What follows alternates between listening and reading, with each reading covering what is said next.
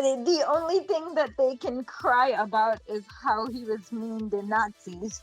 But literally, that's not something that a single leftist is upset about. I think most leftists are like, it's a good thing that the communists defeated the Nazis. I'm pretty happy about that outcome.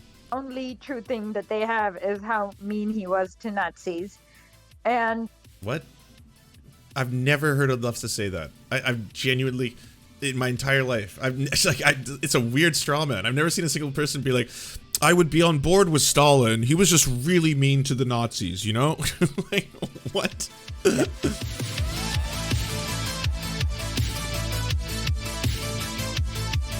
Okay. This show is 18 plus. I hope you all know that. So this following segment, if you are under the age of 18, you probably can't listen to it, okay? Because it's going to be a little bit, well, we're getting a little sexy, everybody. Yes, that's right. It's a question that's plagued us all over the ages. Did Stalin masturbate? And why is that important?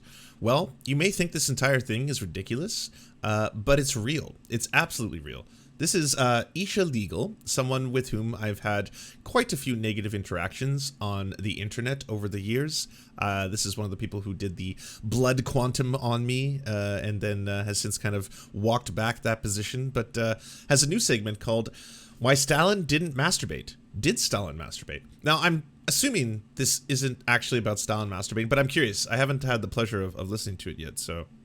Information is connected to power. And you'll understand what I mean once you kind of understand how those in power get to control information. So let's start with like an example that you're very familiar with. Bernie versus Hillary, or the Jeremy Corbyn smears. What you noticed is that the media would just like so what you noticed is that the media was not, they were not.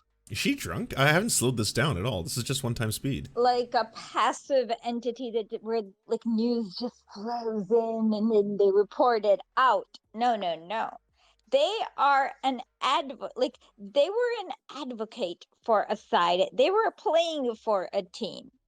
So they were digging dirt against those who against people who stand up for the working class. Like, oh, you're right. I spelled masturbate wrong. So I've never done it, so I wouldn't know. The reason why they had to make up well, this was even funny on WikiLeaks. We saw this. Like the reason why they had to make up the stupid Bernie bro thingy is because they couldn't actually, like, Hillary Clinton had had private eyes, like, just chase around Bernie, like, about everything he did since the age of 2. Like, heck, she even had like gotten out Obama's kindergarten essay. So if there was something truly scandalous in this process, then the truly scandalous thing would have been reported, and they would not have made up crap like Bernie bruh. I mean, yeah, it's starting to appear that this was an incredibly clickbaity little thing, but even then, I don't know to what aim. I could not say. You couldn't ask me. Well, I mean, fair enough. We've only listened to about 2 minutes of it, but there's not a lot left in terms of the meat. Or what was or did the honeymoon in Russia? Because those are just bullshit. Like, those are not real scandals. That's just the reporter kind of reaching at it once they could not find real scandals.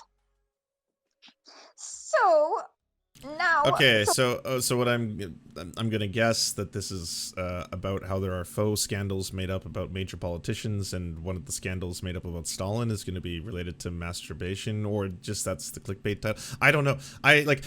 When I first saw this, because I took a screenshot and tweeted it, because I burst out laughing immediately. I then Googled, because I was like, is this a thing in let's just say the authoritarian left circles to discuss Stalin's masturbatory practices, and couldn't really find a lot of information on whether or not Stalin was a coomer. rumor? It's not something that seems to have been deeply explored in the historical annals. What you have to remember is when you're going, so just by opposing power, you automatically get the least scandalous person on top just by the process of elimination. So the Tsar had an Okrana of about 400,000, maybe, or was it 2 million? I can't remember, and I'm kind of stoned, a little Ah, too there it stoned to is. remember exactly how big the Tsar's Okrana was. So, as you know, I'm very pro enjoying substances, harm reduction in moderation. I'm not here to poo-poo on the use of marijuana at all.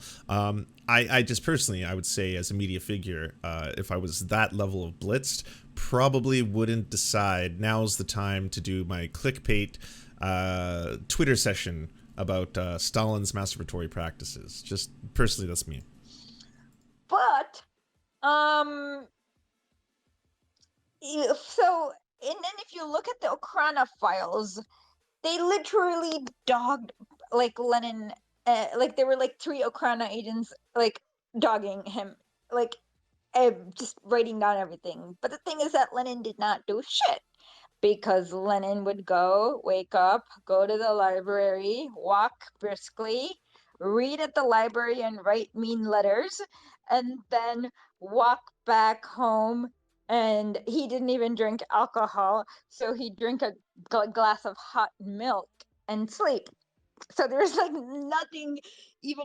Is this a big account? How do you know this person? Are they relevant? If you don't know, you could go check out a documentary that I made on tankies on youtube.com/the Serfs TV.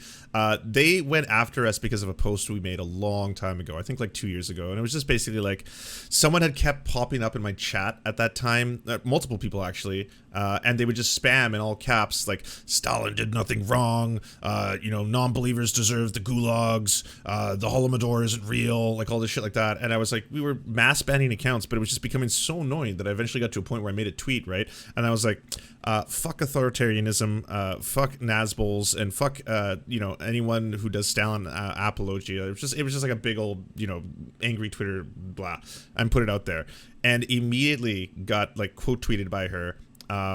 To the effect of like yet another like white leftist who doesn't understand like how racist this comes across or something like that. It was like there was absolutely nothing in there to deal with race, so I was kind of taken aback. And then we went back and forth, and I was trying to explain to her, I was like, that like what is it, Dave is sick, and my mother's Métis, and like I don't really know where this is coming from or how this line helps your argumentation at all. And then we kept battling back and forth for a long time. But back then, I don't know if it still exists, but she had a really big account called Historically. It was like the Historically podcast, and it was all about it was basically just doing apologia for things like the Holodomor. Like she's got a whole episode where she brings on a conspiracy theorist who talks about it. So that I had to do this whole deep dive into everything that they were talking about to be able to disprove it from an academic standpoint, and like it became a whole thing. Remotely scandalous about, and Stalin's the same way.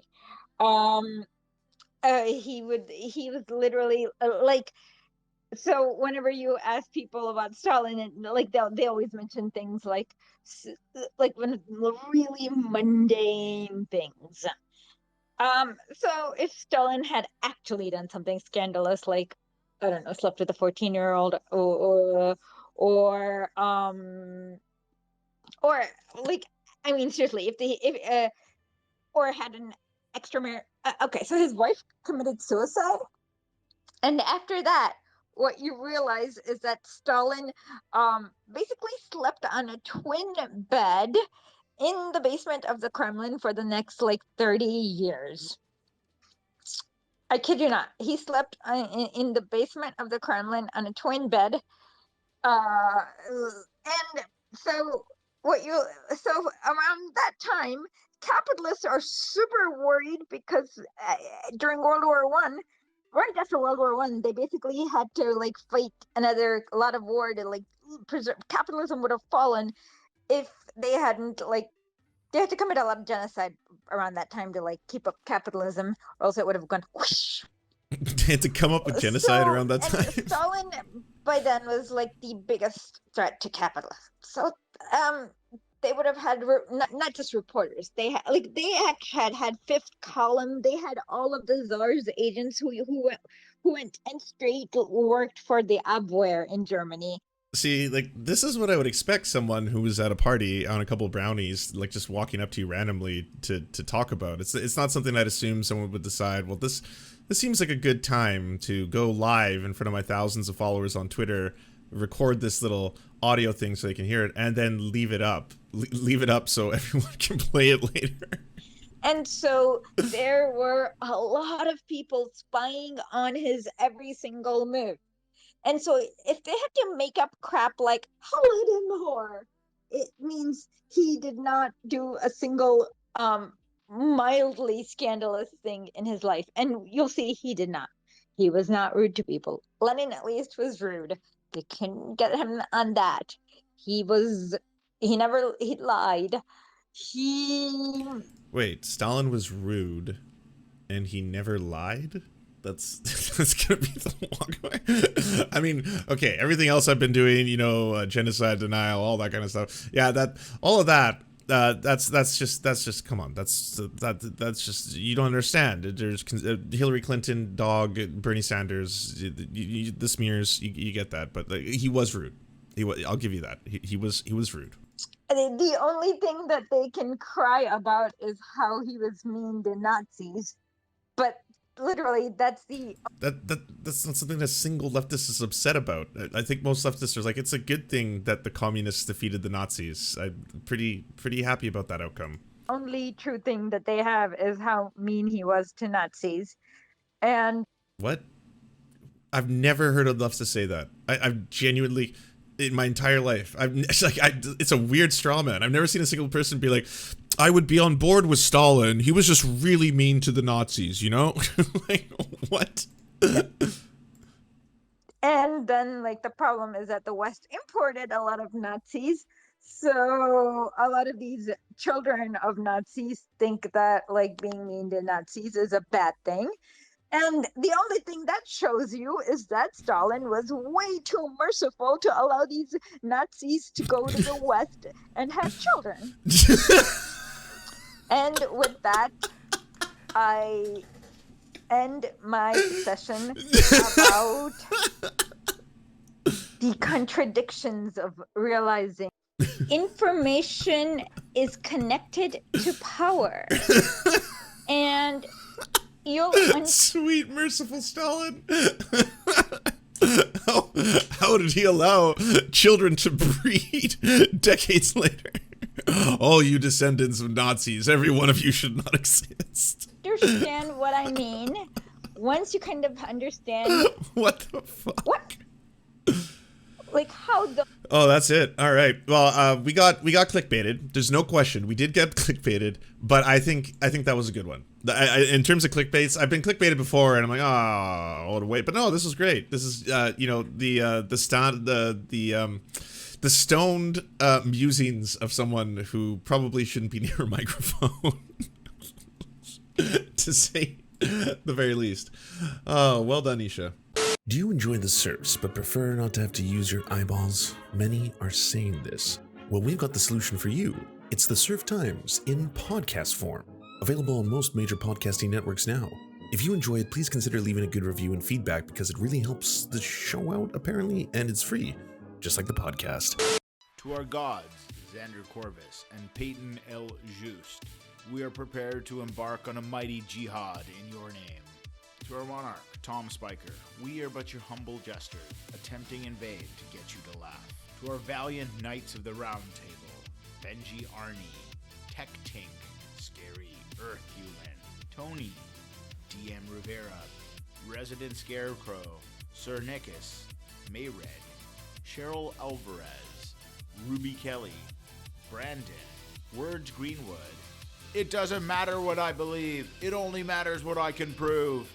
Egbert Celine, Matthew Scarborough, Stellar Vision, Vivienne McCarthy, Daniel Sutton, Coulter Smith, Jenna Tao, Quiet 185, Anna Loves Riley, Omni, Riley and Anna, Poodlehawk, The Tim Caucus, Multimondi, Trevbot, EXE, Brian Ephraim, Lemmy101, Anthropophojack, Saren42, Catherine, Ramon Acosta, Incosin, Agent NDN, Violent Orchard, Political Puppy, La Media Panza, Zach Christensen, Todd Buckingham, and Todd Lajeunesse. We raise our mugs and salute our brave heroes off to another glorious conquest.